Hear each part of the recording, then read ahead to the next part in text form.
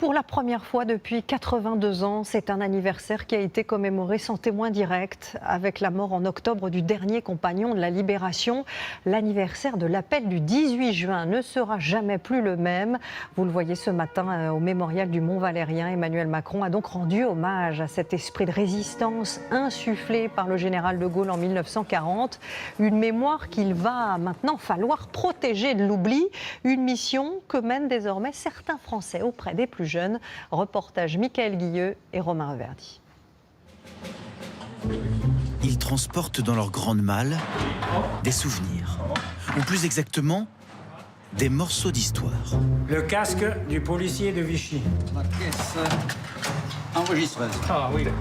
Leur mission, transmettre à la nouvelle génération la mémoire de leur région, les Pyrénées-Orientales pendant la Seconde Guerre mondiale.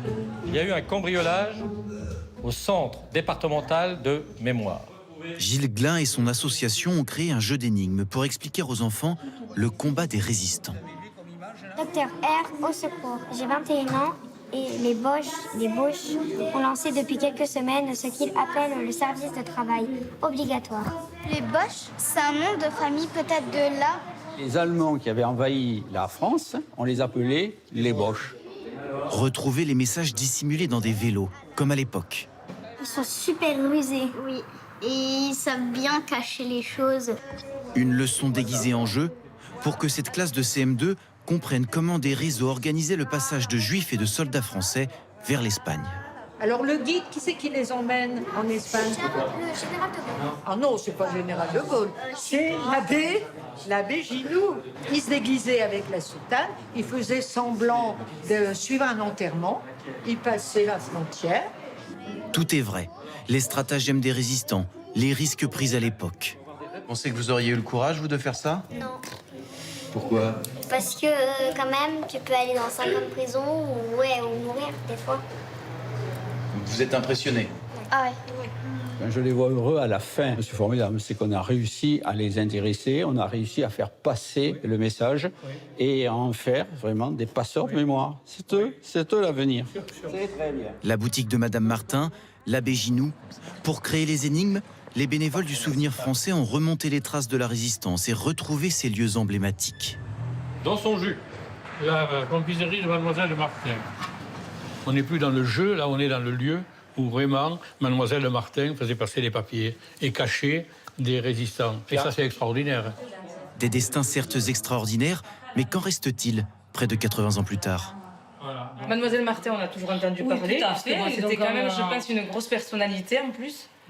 Mais Pas sur ce sujet. j'ai jamais pensé que ce magasin était un lieu. Vous voyez, c'est ça qui est très étonnant. Pour que ces histoires ne se perdent pas, ils ont emmené ces élèves de 3e sur place, emprunter avec eux les mêmes chemins que les résistants. Désormais, c'est aux jeunes de raconter. Ce tunnel, c'était un raccourci pour aller directement vers la plage.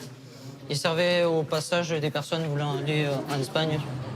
Pour fuir la France, ils se cachaient ensuite dans des wagons comme celui-ci. Les résistants mettaient du sable discrètement à l'intérieur. Donc les roulements à vis surchauffaient et les wagons s'arrêtaient à la frontière. Les candidats à l'évasion pouvaient s'échapper. Ça crée une diversion en fait. Les collégiens ont dessiné cet épisode de la résistance et petit à petit se sont appropriés ces destins. On peut mettre des visages et des noms sur qui a vécu ça.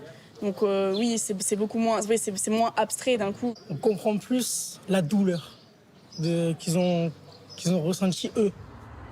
Fin de ce voyage initiatique, les collégiens sont allés voir les côtes espagnoles. Là, juste en face, la liberté, si proche aujourd'hui, si loin hier.